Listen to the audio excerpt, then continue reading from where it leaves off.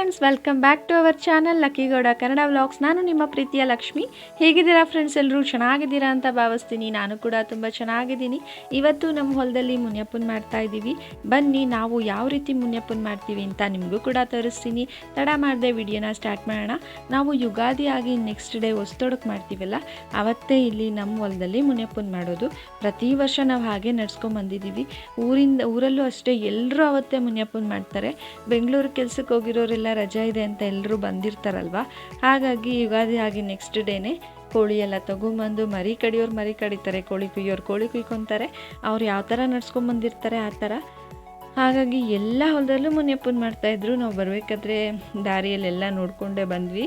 ಇವಾಗ ಬಂದು ನಾವು ನಮ್ಮದು ಮುನಿಯಪ್ಪನ ಗುಡಿ ಎಲ್ಲಿರುತ್ತೋ ಅಲ್ಲಿ ಹೊಂಗೆ ಸೊಪ್ಪು ತೊಗೊಂಬಂದು ಅದಕ್ಕೆ ಚಪ್ಪರ ಹಾಕಿ ನೆರಳು ಮಾಡಿ, ಆಮೇಲೆ ಅಲ್ಲಿ ಬೆನಕ ಕಲ್ಲು ಬಿದ್ದಿರುತ್ತಲ್ವ ಅದನ್ನು ಆಯ್ದುಕೊಂಡು ಅದನ್ನೆಲ್ಲ ನೀಟಾಗಿ ತೊಳೆದು, ಚೆನ್ನಾಗಿರೋ ಕಲ್ಲುಗಳನ್ನ ಎತ್ಕೊಂಡು ಅದನ್ನು ತೊಳೆದು ಅದಕ್ಕೆ ಅರಿಶಿನ ಕುಂಕುಮ ಎಲ್ಲ ಇಟ್ಟು ದೇವ್ರ ಮುಂದೆ ಇಟ್ಬಿಟ್ಟು ಆಮೇಲೆ ಪೂಜೆ ಮಾಡೋದು. ಮತ್ತು ಬೆಳಬಂಗಾರ ವಿಭೂತಿ ಎಲ್ಲ ಇಟ್ಬಿಟ್ಟು ಪ್ರಸಾದ ಮಾಡಿ ಇಡ್ತೀವಿ. ಅದಕ್ಕೆ ಅಲ್ಲಿ ಒಲೆ ಹಾಕಿಬಿಟ್ಟು ಅನ್ನ ಮಾಡ್ತಾಯಿದ್ದಾರೆ.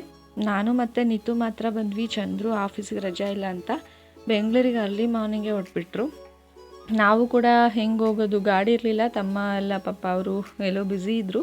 ಹಾಗಾಗಿ ಹೆಂಗೆ ಹೋಗೋದು ಅಂತಿದ್ವಿ. ಅಷ್ಟರಲ್ಲಿ ಅವ್ರು ಬಂದರು. ಚಂದ್ರು ಫೋನ್ ಮಾಡಿ ಕರ್ಕೊಂಡು ಹೋಗ್ಬಿಟ್ಟು ಬನ್ನಿ, ಮುನಿಯಪ್ಪನ ಮಾಡಬೇಕು ಅಂದರು. ಹಂಗಾಗಿ ತಮ್ಮ ಸರಿ ಹೋಗಿ ಬರೋಣ ಅಂತ ನಾನು ಮತ್ತು ನನ್ನ ತಮ್ಮ ಅಷ್ಟೇ ಬಂದಿರೋದು. ಮಕ್ಕಳನ್ನ ಯಾರನ್ನು ಕರ್ಕೊಂಬಂದಿಲ್ಲ. ಹೊಲದ ಹತ್ರ ತುಂಬ ಬಿಸಿಲಿದೆ. ಮೊದಲು ದೊಡ್ಡ ದೊಡ್ಡ ಆಲದ ಮರ ಎಲ್ಲ ಇತ್ತು. ಇದು ಬೋರ್ವೆಲ್ ಹಾಕ್ಸ್ಬೇಕಾದ್ರೆ ಎಲ್ಲ ಕಟ್ ಮಾಡಿಬಿಟ್ವಿ. ಹಂಗಾಗಿ ಇವಾಗ ಒಂದು ಮರನೂ ಇಲ್ಲ. ಬಿಸಿಲಲ್ಲಿ ಮಕ್ಕಳು ಸುಮ್ಮನೆ ಇರೋದಿಲ್ಲ ಪಾಪ, ಕರ್ಕೊಂಬಂದ್ರೆ ತುಂಬ ಹಿಂಸೆ ಆಗುತ್ತೆ ಅಂದ್ಬಿಟ್ಟು ಮಕ್ಕಳನ್ನ ಕರ್ಕೊಂಬರಲಿಲ್ಲ. ನಾನು ಮತ್ತು ನನ್ನ ತಮ್ಮ ಬಂದ್ವಿ. ಅಷ್ಟರಲ್ಲಿ ಅತ್ತೆ ಮತ್ತು ಅದಕ್ಕೆ ನಮ್ಮ ಮನೆ ಎದುರುಗಡೆ ಮನೆಯವ್ರ ಜೊತೆ ಕಾರಲ್ಲಿ ಬಂದುಬಿಟ್ಟು ಎಲ್ಲ ರೆಡಿ ಮಾಡ್ತಾಯಿದ್ರು. ಅಷ್ಟರಲ್ಲಿ ನಾವು ಕೂಡ ಬಂದ್ವಿ. ಬಂದು ನನ್ನ ತಮ್ಮ ಹೊಂಗೆ ಸೊಪ್ಪೆಲ್ಲ ಕಿತ್ಕೊಂಬಂದು ಎಲ್ಲರೂ ಸೇರಿಕೊಂಡು ಮುನಿಯಪ್ಪನ ಮಾಡ್ತಾಯಿದ್ದೀವಿ. ನೋಡಿ ಇವಾಗ ಎಡೆಗೆ ಬಾಳೆ ಎಲೆ ಎಲ್ಲ ಹಾಕಿ ಒಂದ್ಸಲ ಪೂಜೆ ಮಾಡ್ತೀವಿ. ಪೂಜೆ ಮಾಡಿಬಿಟ್ಟು ಎಡೆ ಇಡೋದು. ನಾವು ಫಸ್ಟು ನಮ್ಮ ಮುನಿಯಪ್ಪನ ಗುಡಿ ಬೇರೆ ಕಡೆ ಇತ್ತು. ಆ ಬೋರ್ವೆಲ್ ಹಾಕ್ಸ್ಬೇಕಾದ್ರೆ JCB ಮತ್ತು ಟ್ಯಾಕ್ಟ್ರು ಬೋರ್ವೆಲ್ ಗಾಡಿ ಎಲ್ಲ ಬರ್ತಾವಲ್ವ, ಅದೆಲ್ಲ ಬರಬೇಕಾದ್ರೆ ಮುನಿಯಪ್ಪನ ಗುಡಿ ಮೇಲೆ ಓಡಾಡಿ ಫುಲ್ಲು ಅದು ಮುಚ್ಕೊಂಬಿಟ್ಟಿದೆ. ಅದು ಒಂದು ಸ್ವಲ್ಪನೂ ಇಲ್ಲ. ಹಾಗಾಗಿ ಹೋದ ವರ್ಷ ಅತ್ತೆಯವ್ರು ಬೇರೆ ಕಡೆ ಮಾಡಿದ್ರಂತೆ. ಈ ವರ್ಷ ಇನ್ನೊಂದು ಕಡೆ ಎಲ್ಲೋ ಹೋಗಿ ಕೇಳಿದ್ದಕ್ಕೆ ನಾನು ದೊಡ್ಡದಾಗಿ ಎಲ್ಲಿ ಹುತ್ತ ಬರುತ್ತೆ ಅಲ್ಲಿ ಈ ಸಲ ಮುನಿಯಪ್ಪನ ಮಾಡಿ ಅಂತ ಹೇಳಿದ್ರಂತೆ. ನಮ್ಮ ಹೊಲದಲ್ಲಿ ಫುಲ್ಲು ಹುಡುಕಿದ್ರೆ ಇದು ಒಂದೇ ದೊಡ್ಡ ಹುತ್ತ ಇರೋದು. ಇನ್ನೆಲ್ಲ ಮೂಗುತ್ತಗಳೇ ಇದೆ. ಮೂಗುತ್ತಕ್ಕೆ ಮಾಡಬಾರ್ದಂತೆ. ಹೋದ ವರ್ಷ ಗೊತ್ತಿಲ್ಲದೆ ಮೂಗುತ್ತಕ್ಕೆ ಮಾಡ್ಕೊಂಡು ಹೋಗ್ಬಿಟ್ಟಿದ್ದಾರೆ. ಆಮೇಲೆ ಅಲ್ಲಿ ಮಾಡಬಾರ್ದು ಅಂತ ಹೇಳಿದ್ದಕ್ಕೆ ಈ ಸಲ ಅತ್ತೆ ಇಲ್ಲೇ ಮಾಡ್ತೀನಿ, ಇಲ್ಲೇ ಚೆನ್ನಾಗಿ ಬಂದಿದೆ ಹುತ್ತ ಅಂದ್ಬಿಟ್ಟು ಇಲ್ಲೇ ಮಾಡೋಣ ಅಂದ್ಕೊಂಡ್ವಿ. ಆಮೇಲೆ ನಾವು ಬಂದು ಒಂದು ಎಡವಟ್ಟು ಮಾಡಿಬಿಟ್ವಿ. ಏನಪ್ಪ ಅಂದರೆ, ನಾವು ಅದು ಹುತ್ತದ ಮುಂದೆ ಪ್ರಸಾದ ಇಡಬೇಕಲ್ವ, ಬಾಳೆ ಎಲೆ ಎಲ್ಲ ಹಾಕ್ಬಿಟ್ಟು ಈಗ ಇಡ್ತಾ ಇದ್ದೀವಲ್ಲ ಆ ಥರ. ಅದು ಹುತ್ತದ ಮುಂದೆ ಸಮವಾಗೇ ಇರಲಿಲ್ಲ. ಫುಲ್ಲು ಇಳಿಜಾರಾಗಿತ್ತು. ಎಲೆ ಎಲ್ಲ ಹೇಗಿಡೋದಪ್ಪ ಅಂತ ಅನ್ಕೊತಾ ಇದ್ವಿ. ನಾನು ಅತ್ತೆ ಏನೂ ಮಾಡೋಕ್ಕೋಗಿಲ್ಲ, ಹೆಂಗೋ ಇಡೋಣ ಬಿಡು ಅಂದ್ಬಿಟ್ಟು ನಾವು ಸುಮ್ಮನೆ ಇದ್ವಿ. ಅಷ್ಟರಲ್ಲಿ ಅದಕ್ಕೆ ಬಂದು ನೀವೇನಪ್ಪ ಹಂಗೆ ಇಡ್ತಾ ಇದ್ದೀರಾ, ಒಂದು ಸ್ವಲ್ಪ ಈ ಮಣ್ಣು ಹಿಂಗೆ ಕೆತ್ಬಿಟ್ಟು ಸಮ ಮಾಡೋದಲ್ವ ಅಂದ್ಬಿಟ್ಟು ಒಂದು ಚೂಪಾಗಿರೋ ಕಲ್ಲು ತೊಗೊಂಬಿಟ್ಟು ಹಂಗೆ ಹಿಂಗೆ ಕೆತ್ತಿರೋದು ತೂತನೇ ಹೋಗ್ಬಿಡ್ತು. ಅದು ಹುತ್ತದ್ದು ತೂತ ಸ್ವಲ್ಪ ತೂತ ಕಾಣಿಸಿದ ತಕ್ಷಣ ಹಾವು ಒಳಗಡೆನೇ ಇದೆ. ಅದು ಸರ್ರಂತ ಬಾಲ ಎಲ್ಲ ಮಲ್ಕೊಂಡಿತ್ತಲ್ಲ, ಸುತ್ಕೊಂಡು ಹಂಗೆ ಆ ಕಡೆ ಹೊರಟೋಯ್ತು. ನಮಗಂತೂ ಒಂದು ಕ್ಷಣ ಭಯ ಆಗೋಯ್ತು. ಆಮೇಲೆ ಇದ್ರೇ ಇರಲಿ ಒಳಗಡೆ ದೇವ್ರಲ್ವಾ ಅಂದ್ಬಿಟ್ಟು ಕೈ ಮುಗಿದು ತಪ್ಪಾಯಿತು ಅಂತ ಅದಕ್ಕೆ ಹೇಳ್ಕೊಂಡ್ರು. ಏನೋ ಗೊತ್ತಾಗಲಿಲ್ಲ ಅಂತ ಹೇಳಿಬಿಟ್ಟು ಪೂಜೆ ಮಾಡ್ತಾಯಿದ್ದೀವಿ. ಆ ಥರ ಎಡವಟ್ಟಾಯಿತು ಇವತ್ತು. ಒಂದ್ಸಲ ಚಂದ್ರು ಚಿಕ್ಕ ಹುಡುಗನಲ್ಲಿ ಈ ಥರನೇ ಆಗಿತ್ತಂತೆ. ಗುಡಿ ಒಳಗೆ ಹಾವು ಮಲಗಿತ್ತಂತೆ. ಇವರು ಮೇಲ್ಗಡೆ ಮುನಿಯಪ್ಪನ ಮಾಡಿದ್ರಂತೆ. ಅತ್ತೆ ಅದನ್ನೇ ಹೇಳ್ತಾಯಿದ್ರು. ನೋಡಿ ಇವಾಗ ಮೊಸರನ್ನ ಎಲ್ಲ ಎಡೆ ಮಾಡಿಬಿಟ್ಟು ಪೂಜೆ ಮಾಡಿದ್ದೀವಿ. ತುಂಬ ಬಿಸಿಲು, ನಿಂತ್ಕೊಳ್ಳೋಕ್ಕೂ ಆಗ್ತಾ ಇರಲಿಲ್ಲ, ಅಷ್ಟು ಬಿಸಿಲು. ಕಾಲೆಲ್ಲ ಸುಟ್ಟೋಗ್ತಾಯಿದ್ವು. ಇವಾಗ ನೀರಿಲ್ಲಲ್ಲ, ತುಂಬ ಎಂದು ಹಸ್ರಾಗೇ ಇಲ್ಲ. ಎಲ್ಲಿ ನೀರಿದೆ ಅಲ್ಲಿ ಮಾತ್ರ ಹಸಿರಿದೆ. ಹುಲ್ಲು ಕೂಡ ಒಣಗೋಗ್ಬಿಟ್ಟಿದೆ, ನಿಂತ್ಕೊಳ್ಳೋಕ್ಕೂ ಆಗಲ್ಲ, ಅಷ್ಟು ಕಾಲೆಲ್ಲ ಸುಟ್ಟೋಗ್ತಾಯಿದ್ವು. ಇವಾಗ ಕರ್ಪೂರ ಹಚ್ಚಿ ಬೆಳಗ್ತಾ ಇದ್ದೀನಿ ನಾನು. ಕರ್ಪೂರ ಹಚ್ಚೋದು ಕೂಡ ಅತ್ತೆ ಮರ್ತು ಬಂದುಬಿಟ್ಟಿದ್ರು. ಹಾಗಾಗಿ ಹೊಂಗೆ ಎಲೆಯಲ್ಲಿ ಎಷ್ಟು ಚೆನ್ನಾಗಿ ಉರಿಯುತ್ತೆ ಗೊತ್ತಾ ಕರ್ಪೂರ. ನೀಟಾಗಿ ಅದರಲ್ಲೇ ಮಂಗಳಾರತಿ ಮಾಡಿಕೊಂಡೆ. ದೀಪ ಅಂತೂ ತುಂಬ ಗಾಳಿ ಆರಿ ಹೋಗ್ತಾಯಿತ್ತು. ಎಷ್ಟು ಸಲ ದೀಪ ಹಚ್ಚಿದ್ವು. ಏನಾದರೂ ಬಾಳೆ ಎಲೆ ಎಲ್ಲ ಮರೆ ಮಾಡಿ ದೀಪ ಹಚ್ಚೋದೇ ಒಂದು ಸಾಹಸ ಆಯಿತು ಇವತ್ತು. ನೋಡಿ ಇವಾಗ ಮಂಗಳಾರತಿ ಮಾಡಿದಾಯಿತು. ಇವಾಗ ಕೋಳಿ ತೊಗೊಂಬಂದು ಕುಯ್ಬೇಕು. ಅದು ಕೋಳಿ ಕುಯ್ಬೇಕಾದ್ರಂತೂ ಏನು ಮಾಡಿದ್ರು ಕೋಳಿ ಒದರುತ್ತಾನೇ ಇಲ್ಲ. ಅದು ಏಕೋ ಗೊತ್ತಿಲ್ಲ, ಏನು ಮಾಡಿದ್ರು ಎಷ್ಟು ಸಲ ಪೂಜೆ ಮಾಡಿದ್ರೂ ಒದ್ರದ್ಲೇ ಇಲ್ಲ. ಅರ್ಧ ಗಂಟೆ ವೆಯ್ಟ್ ಮಾಡಿದ್ವಿ, ದೇವರು ಹೂವನೇ ಕೊಡ್ತಾ ಇರಲಿಲ್ಲ. ಅದೇ ಒಂದು ಟೆನ್ಷನ್ ಆಗೋಯ್ತು. ಆಮೇಲೆ ಫಸ್ಟ್ ಅದಕ್ಕೆ ನಮ್ಮ ತಮ್ಮ ಪೂಜೆ ಮಾಡಿ ಎಲ್ಲರೂ ಒಂದೊಂದು ಸಲ ಅಂದರು. ಅದಕ್ಕೆ ಎಲ್ಲರೂ ಒಂದೊಂದು ಸಲ ಪೂಜೆ ಮಾಡ್ತಾಯಿದ್ವಿ. ಅತ್ತೆ ಏನೋ ತಪ್ಪಾಯಿತು ಈ ಸಲ, ಇಲ್ಲಿ ಮಾಡಿಬಿಟ್ಟಿದ್ದೀವಿ, ನೆಕ್ಸ್ಟ್ ಇನ್ನೂ ಒಂದು ಸಲ ಎಲ್ಲಾದರೂ ಕೇಳಿಬಿಟ್ಟು ನಿಂಗೆ ಎಲ್ಲಿಷ್ಟ ಅಲ್ಲೇ ಮಾಡ್ತೀನಿ ಕೊಡಪ್ಪ, ಏನು ಈ ಸಲ ಅಡ್ಜಸ್ಟ್ ಮಾಡಿಕೊಂಡು ಅಂತೆಲ್ಲ ಕೇಳ್ತಾಯಿದ್ದಾರೆ. ಅದಕ್ಕೆ ನಾನು ಎಲ್ಲರೂ ಪೂಜೆ ಮಾಡಿದ್ವಿ, ಆದ್ರೂ ಹೂವು ಕೊಡ್ತಾಯಿಲ್ಲ. ನೋಡಿ ಕೋಳಿ ಎಷ್ಟು ಸೈಲೆಂಟಾಗಿ ಸುಮ್ಮನೆ ನಿಂತ್ಕೊಂಡ್ಬಿಟ್ಟಿದೆ. ಅದು ಸ್ವಲ್ಪನೂ ಅಳ್ಳಾಡ್ತಾನೂ ಇಲ್ಲ, ಫುಲ್ಲು ಸೈಲೆಂಟಾಗಿ ಸುಮ್ಮನೆ ನಿಂತ್ಕೊಂಡ್ಬಿಟ್ಟಿದೆ. ನನ್ನ ತಮ್ಮನ ಹಿಡ್ಕೊ ಅಂದರೆ ಎಲ್ಲೂ ಹೋಗಲ್ಲ, ಸುಮ್ಮನಿರಕ್ಕ, ಒಂದು ಸಲ ಪೂಜೆ ಮಾಡಿದ್ಮೇಲೆ ಮುಗೀತು ಅಂತ ಹಿಡ್ಕೊಂಡೇ ಕೂತಿದ್ರು. ಲಾಸ್ಟಿಗೆ ಕೇಳಿ ಕೇಳಿ ಸಾಕಾಗೋಯ್ತು, ಕೊಡಲೇ ಇಲ್ಲ. ನೋಡಿ ಎಷ್ಟು ಸಲ ನೀರು ಹಾಕಿದ್ರೂ ಇಲ್ಲ, ಎಷ್ಟು ಸಲ ಪೂಜೆ ಮಾಡಿದ್ರೂ ಇಲ್ಲ. ಅದಕ್ಕೆ ಎಲ್ಲ ಕೇಳ್ಕೊತಾ ಇದ್ದಾರೆ, ಏನೋ ತಪ್ಪಾಗಿದೆ, ನೀನು ಹೊಟ್ಟೆಗೆ ಹಾಕ್ಕೊಂಡು ಕ್ಷಮಿಸ್ಬಿಟ್ಟು ಹೂವು ಕೊಡಪ್ಪ ಅಂತೆಲ್ಲ. ಆದ್ರೂ ದೇವ್ರೇನೋ ಹೋದ್ರಂಗೆ ಕಾಣ್ತಾ ಇರಲಿಲ್ಲ. ನಮಗಂತೂ ಬಿಸಿಲಲ್ಲಿ ಸಾಕಾಗೋಯ್ತು. ಮೊಬೈಲೆಲ್ಲ ಫುಲ್ಲು ಹೀಟ್ ಆಗೋಯ್ತು, ಅಷ್ಟು ಬಿಸಿ. ನೋಡಿ ಅತ್ತೆ ಪಕ್ಕದ ಹೊಲದವ್ರು ಬಂದರು. ಅವರು ನಮ್ಮ ಸಂಬಂಧದವರೇ, ಅವರು ಇವತ್ತೇ ಮಾಡ್ತಾಯಿದ್ದಾರೆ. ಅವರು ಬೆಂಗಳೂರಿಂದ ಬಂದು ಅವರಿಗೆ ಹೇಳ್ತಾ ಇದ್ದಾರೆ. ಆ ಒಳಗೆ ಇತ್ತು, ನನ್ನ ಮಗಳು ಹಿಂಗೆ ಕೆತ್ಬಿಟ್ಟು ತೂತ ಹೊರಟೋಯ್ತು, ಹಂಗೆ ಹೊರಟೋಯ್ತು ಹಾವು ಒಳಗಡೆಗೆ ಅಂತ. ತುಂಬ ದೊಡ್ಡದಿರೋಂಗಿದೆ ಹಾವು. ಬಾಲ ಮಾತ್ರ ನಾವು ನೋಡಿದ್ದು.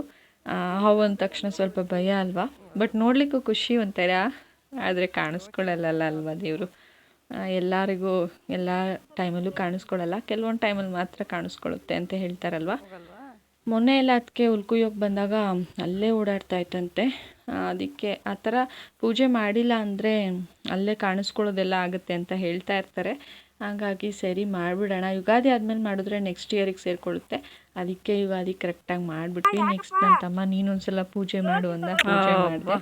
ಆಮೇಲೆ ಹೆಂಗೋ ಒದ್ರುತು, ಒಂದು 10 ನಿಮಿಷ ಆದಮೇಲೆ ಒದ್ರುತು. ಓಕೆನಪ್ಪ, ಹೀಗಾದರೂ ಒದ್ರುತ್ತಲ್ಲ ಅಂದ್ಬಿಟ್ಟು ಇವಾಗ ಕೋಳಿ ಕುಯ್ದು ಮತ್ತು ಎಡೆ ಮಾಡಬೇಕು. ನೋಡಿ ಇವಾಗ ನನ್ನ ತಮ್ಮ ಒದ್ರದ್ಮೇಲೆ ನನ್ನ ತಮ್ಮಂಗೆ ಖುಷಿ ಆಯಿತು.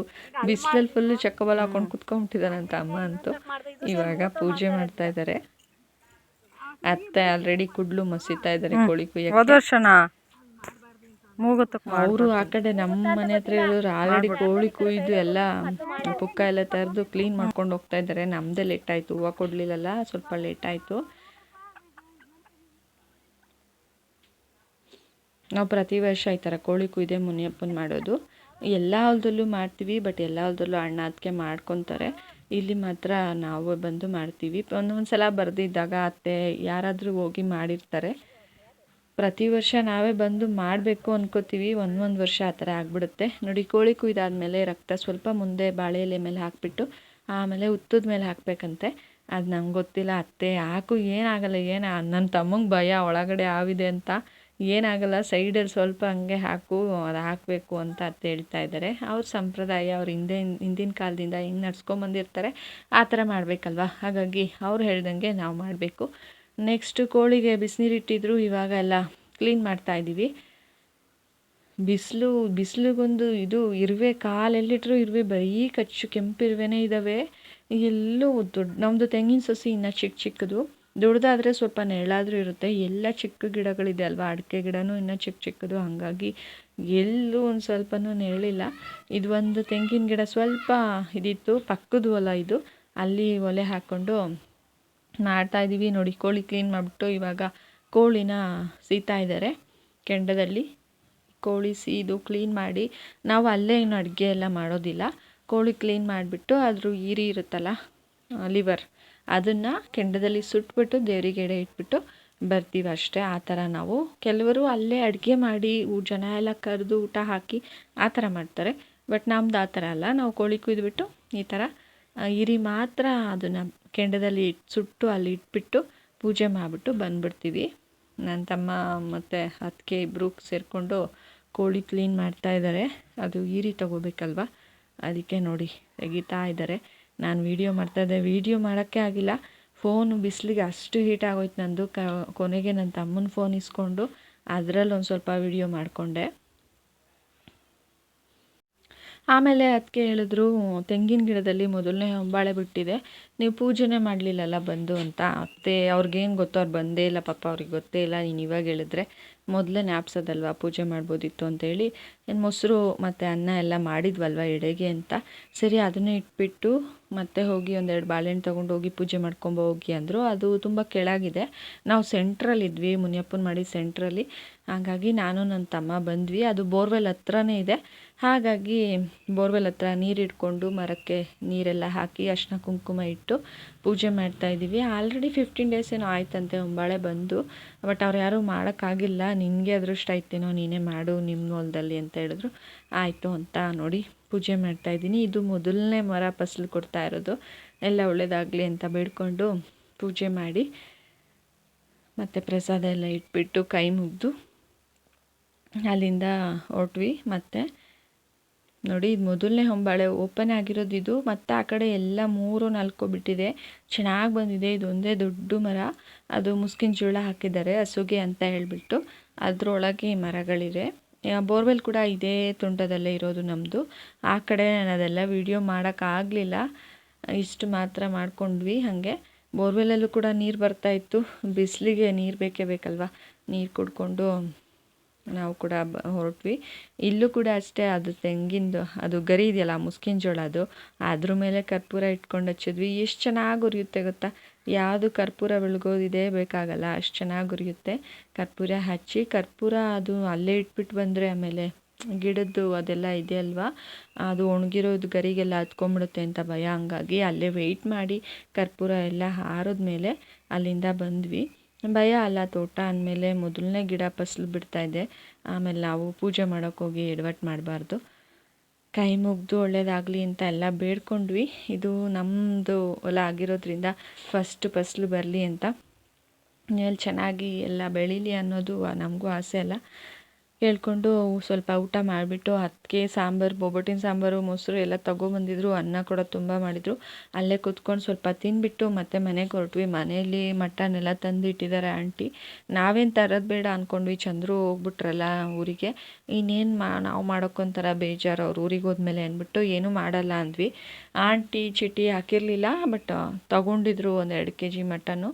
ಅದನ್ನು ಇಲ್ಲೇ ಮಾಡೋಣ, ನಾನು ಒಬ್ಬಳೇ ಮಾಡೋದು, ಮಕ್ಕಳೆಲ್ಲ ಇಲ್ಲೇ ಇರ್ತಾರಲ್ವ, ನೀವೇ ಮಾಡಿಬಿಟ್ಟು ಇಲ್ಲೇ ಊಟ ಮಾಡೋಣ ಎಲ್ಲರೂ ಸೇರಿಕೊಂಡು ಅಂತ ಹೇಳ್ಬಿಟ್ಟು ನಮ್ಮನೆಗೆ ಎತ್ಕೊಂಬಂದಿದ್ರು. ಹಾಗಾಗಿ ಅಲ್ಲಿ ಪಾಪ ಅವ್ರು ಕಾಯ್ತಾ ಇರ್ತಾರೆ, ಬೇಗ ಹೋಗಿ ಅಡುಗೆ ಮಾಡಬೇಕಲ್ಲ. ಆಲ್ರೆಡಿ 12 ಆಗೋಗಿತ್ತು ನಾವು ಪೂಜೆ ಮುಗಿಸಿ ಬರೋಷ್ಟರಲ್ಲಿ. ಮತ್ತೆ ನೋಡಿ ಮನೆಗೆ ಬಂದ್ವಿ, ಎಲ್ಲರೂ ಮಟನ್ ತೊಳೆಯೋದು, ಈರುಳ್ಳಿ ಬೆಳ್ಳುಳ್ಳಿ ಸುಲಿಯೋದು, ಮತ್ತು ನನ್ನ ತಮ್ಮ ಕಳ್ಳು ಬೊಟ್ಟು ಎಲ್ಲ ಸ್ವಲ್ಪ ಬಂದಿರುತ್ತಲ್ಲ, ಅದು ಚೀಟಿ ಮಟನ್ ಥರನೇ ತಗೊಂಡಿದ್ದು, ಅದನ್ನೆಲ್ಲ ಕ್ಲೀನ್ ಮಾಡೋದು ಎಲ್ಲ ಮಾಡ್ತಾಯಿದ್ದಾರೆ. ಅಮ್ಮ ತೊಳಿತಾ ಇದ್ದಾರೆ. ನನ್ನ ತಮ್ಮ ಮತ್ತು ಕೋಳಿ ಮುನಿಯಪ್ಪನ ಮಾಡಿದ್ವಲ್ಲ, ಆ ಕೋಳಿ ಕೂಡ ಅತ್ತೆ ನಮಗೆ ಕೊಟ್ಟರು. ಅಣ್ಣ ಚೀಟಿ ಮಟನ್ ಕಟ್ ಮಾಡೋಕ್ಕೆ ಹೋಗಿದ್ದಾರೆ, ಬರ್ತಾರೆ ಮಟನ್ ತೊಗೊಂಡು ಹೋಗೋರಂತೆ ಇರಿ ಅಂದರು. ಇಲ್ಲ ಬೇಡ ಹೋಗ್ತೀವಿ, ಟೈಮ್ ಆಗುತ್ತೆ ಅಂದ್ವಿ. ಸರಿ ಹೋಗಲಿ, ಕೋಳಿ ಪ್ರಸಾದದೇ ತೊಗೊಂಡು ಹೋಗ್ಬಿಟ್ಟು ಮಾಡ್ಕೊಳ್ಳಿ, ಮಕ್ಕಳು ಬೇರೆ ಬಂದಿಲ್ಲ, ಮಾಡಿಕೊಡಿ ಮಕ್ಕಳಿಗೆ ಅಂತ ಕೊಟ್ಟು ಕಳಿಸಿದ್ರು. ಆವಾಗ ತಿರ್ಗಾ ನನ್ನ ತಮ್ಮ ಅದನ್ನೆಲ್ಲ ಕ್ಲೀನ್ ಮಾಡಿ ಕೊಟ್ಟರು. ನಾನು ಬರೀ ಖಾರ ರುಬ್ಬೋದು, ಒಗ್ಗರಣೆ ಹಾಕೋದು, ಮಟನ್ ಬೇಯಿಸೋದು, ಆ ಸಾಂಬಾರು ಮಾಡು, ಕಾಳು ಮಾಡು, ಇದೇ ಕೆಲಸ ಆಗೋಯ್ತು. ಇವಾಗ ಮಟನ್ ಸಾಂಬಾರು ಮಾಡ್ಕೊತಾ ಇದ್ದೀನಿ. ಇವತ್ತು ಊಟಕ್ಕೆ ಮಟನ್ ಸಾಂಬಾರು ನೈಟ್ ಊಟ ಮಾಡ್ಕೊಳ್ಳೋಣ, ಮಧ್ಯಾಹ್ನಕ್ಕೆ ಸ್ವಲ್ಪ ಮಟನ್ ಬಿರಿಯಾನಿ ಮಾಡ್ಕೊಂಬಿಡೋಣ ಅಂತ ಅಂದ್ಕೊಂಡು ಬಿರಿಯಾನಿಗೂ ಕೂಡ ರೆಡಿ ಮಾಡ್ಕೊಂಡಿದ್ದೀನಿ. ಫಸ್ಟು ಒಳಗಡೆ ಮಟನ್ ಸಾಂಬಾರಿಗೆಲ್ಲ ಕುಕ್ಕರ್ ಕೂಡಿಸಿಟ್ಬಿಟ್ಟು ಆಚೆ ದೊಡ್ಡ ಒಲೆ ಹಚ್ಕೊಂಡು ಬಿರಿಯಾನಿ ಮಾಡಿಬಿಡೋಣ ಅಂದ್ಕೊಂಡೆ. ನೋಡಿ ಇಲ್ಲೂ ಒಲೆ ಹಚ್ಕೊಂಡು ಬಿರಿಯಾನಿಗೆಲ್ಲ ಹಾಕಿ ಅಕ್ಕಿ ಹಾಕಿ ಬಿಟ್ಟಿದ್ದೀನಿ. ಇನ್ನೊಂದು 5 ಮಿನಿಟ್ಸಲ್ಲಿ ಬಿರಿಯಾನಿ ಕೂಡ ರೆಡಿಯಾಗಿಬಿಡುತ್ತೆ. ಹಾಗೆ ಎಲ್ಲ ಕಡೆನೂ ಇಟ್ಬಿಟ್ಟಿದೆ. ಒಳಗಡೆ ಮನೆ ಒಳಗೂ 2 ಕುಕ್ಕರ್ ಇಟ್ಕೊಂಡು ಅಲ್ಲೂ ಅಡುಗೆ ಆಗ್ತಾಯಿತ್ತು, ಈಚೆನೂ ಆಗ್ತಾಯಿತ್ತು. ಎಲ್ಲ ಕಡೆ ಮ್ಯಾನೇಜ್ ಮಾಡಿಕೊಂಡು ಫಾಸ್ಟಾಗಿ ಅಡುಗೆ ಮಾಡಿ ಮುಗಿಸಿದ್ವಿ ಅವತ್ತು. ನೆಕ್ಸ್ಟು ಚಿಕನ್ ತೊಗೊಂಬಂದಿದ್ವಲ್ಲ ಪ್ರಸಾದದ್ದು, ಅದನ್ನು ಕೂಡ ಗಟ್ಟಿಯಾಗಿ ಹಂಗೆ ಫ್ರೈ ಮಾಡ್ಕೊಂಬಿಡೋಣ. ಇದು ಫಾರಮ್ ಕೋಳಿ, ತುಂಬ ಒಂಥರ ಗಟ್ಟಿ ಕೋಳಿ, ತುಂಬ ಬಲ್ತ್ಬಿಟ್ಟಿತ್ತು ಕೋಳಿ. ಹಂಗಾಗಿ ಎಷ್ಟು ಕೂಗ್ಸಿದ್ರೂ ಬೇಯಲಿಲ್ಲ ಅದು. ಹಂಗೆ ಗಟ್ಟಿಯಾಗಿ ಸ್ವಲ್ಪ ಮಸಾಲ ಹಾಕಿ ಫ್ರೈ ಥರ ಮಾಡ್ಕೊಂಡ್ವಿ. ಇದು ಕಳ್ಳು ಬೊಟ್ಟಿದು ಗೊಜ್ಜು, ಹೆಸ್ರು ಕಾಳು ಹಾಕ್ಕೊಂಡು ಕಳ್ಳು ಬೊಟ್ಟಿ ಎಲ್ಲ ಹೆಚ್ಚಿಟ್ಟಿದ್ರು, ಅದನ್ನು ಕೂಗಿಸ್ಕೊಂಡು ಅದನ್ನು ಮಿಕ್ಸ್ ಮಾಡಿ ಕಾಳುಗೊಜ್ಜು ಕೂಡ ಮಾಡಿಕೊಂಡೆ. ನಾನು ಯಾವುದೋ ರೆಸಿಪಿ ಶೇರ್ ಮಾಡ್ತಾಯಿಲ್ಲ, ನಾನು ಯಾವ್ದ್ಯಾವ್ದು ಹಬ್ಬದ ದಿನ ಅಡುಗೆ ಮಾಡಿದ್ದೆ ಅನ್ನೋದು ಮಾತ್ರ ತೋರಿಸ್ತಾ ಇದ್ದೀನಿ. ತುಂಬ ಲೆಂತ್ ಆಗಿಬಿಡ್ತಿತ್ತು, ನಂಗೆ ಟೈಮು ಕೂಡ ಇರಲಿಲ್ಲ ಅವತ್ತು ರೆಸಿಪಿ ಶೇರ್ ಮಾಡೋಕ್ಕೆ. ಒಂದು 5 ಮೊಟ್ಟೆ ಕೂಡ ಬೇಯಿಸ್ಕೊಂಡು ಈ ಥರ ಫ್ರೈ ಮಾಡಿಕೊಂಡು ಪೆಪ್ಪರ್ ಪೌಡರೆಲ್ಲ ಹಾಕ್ಕೊಂಡಿದ್ದೆ, ಚೆನ್ನಾಗಿರುತ್ತೆ ಬಿರಿಯಾನಿ ಜೊತೆಗೆ ಅಂತ. ಈ ರೀತಿಯಾಗಿತ್ತು ನಮ್ಮ ಮನೆ ಹೊಸ್ತಡ್ಕಂದು ಮತ್ತು ಮುನಿಯಪ್ಪನ ಮಾಡಿದ್ದು ಎಲ್ಲ. ನೆಕ್ಸ್ಟ್ ನೋಡಿ ಎಲ್ಲರೂ ಊಟಕ್ಕೆ ಕೂತಿದ್ದೀವಿ. ಆಂಟಿ, ಕಿರಣ, ನೀತು, ಸುಚಿ, ಕವನ, ಕೀರ್ತನ, ಅಮ್ಮ, ನಾನು, ಚಂದ್ರು ಒಬ್ಬರು ಮಿಸ್ಸಿಂಗ್ ಇದರಲ್ಲಿ ಬೇಜಾರು. ಮತ್ತು ನಮ್ಮ ಧನು, ನಮ್ಮ ಅತ್ತೆ ಮೊಮ್ಮಗ ಅವರು ಕೂಡ ಬಂದಿದ್ದರು. ಮಕ್ಕಳು ಇರೋದ್ರಿಂದ ನಮ್ಮ ಕಿರಣ ನೀತು ಕಾಣಿಸಿದ್ರೆ ಸಾಕು, ನಾನು ಬರ್ತೀನಿ ಅಕ್ಕ ಅಣ್ಣ ಜೊತೆ ಆಟಾಡೋಕ್ಕೆ ಅಂತ ಓಡ್ಕೊಂಬರುತ್ತೆ ಪಾಪು. ಹಂಗಾಗಿ ಪಾಪುನೂ ಇಲ್ಲೇ ಇತ್ತು. ಅದು ಊಟನೇ ಮಾಡಲ್ಲ ಸರಿಯಾಗಿ, ಅದಕ್ಕೆ ಇವತ್ತು ಮಕ್ಕಳ ಜೊತೆ ನೋಡೋಣ ಹೆಂಗೆ ತಿನ್ನುತ್ತೆ ಅಂತೇಳಿ ಕೂರಿಸ್ಕೊಂಡಿದ್ವಿ. ನೋಡಬೇಕು ಹೆಂಗೆ ಊಟ ಮಾಡ್ತಾರೆ ಅಂತ. ಏನೂ ತಿನ್ನಲ್ಲ, ಏನು ಕೊಟ್ಟರು ತಿನ್ನಲ್ಲ. ಒಂದು ಫ್ರೂಟ್ಸ್ ಆಗಲಿ ಏನೂ ತಿನ್ನಲ್ಲ, ಅದೊಂದೇ ಬೇಜಾರು. ನಾವೆಲ್ಲರೂ ಬಳಸ್ಕೊಂಡು ಕುತ್ಕೊಂಡು ಬಾಗಿಲಲ್ಲೇ ಕುತ್ಕೊಂಡ್ಬಿಟ್ವಿ. ಒಳಗೆ ಬೇಡ, ಶೆಕೆ ಅಂದರೆ ಶೆಕೆ, ಒಳಗೆ ಕೂರೋಕ್ಕಾಗಲ್ಲ. ಈಚೆ ಕುತ್ಕೊಂಡು ತಣ್ಣಗಿದೆ ಊಟ ಮಾಡೋಣ ಅಂತೇಳ್ಬಿಟ್ಟು ಎಲ್ಲರೂ ಈಚೆ ಕುತ್ಕೊಂಡು ಬಿಸಿ ಬಿಸಿ ಬಿರಿಯಾನಿ ಸೂಪರಾಗಿ ಆಗಿತ್ತು. ಮಟನ್ ಬಿರಿಯಾನಿ, ಕಾಳುಗೊಜ್ಜು, ಮೊಟ್ಟೆ ಎಲ್ಲ ಹಾಕ್ಕೊಂಡು ತಿಂತಾಯಿದ್ದೀವಿ ನೋಡಿ.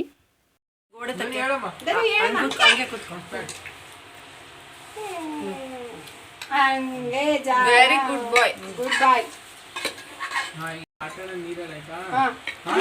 ಜೆಸಿಬಿಲಿ ಮಣ್ಣಲ್ಲಿ ಆಟ ಆಡೋಣ ಆಯ್ತಾ?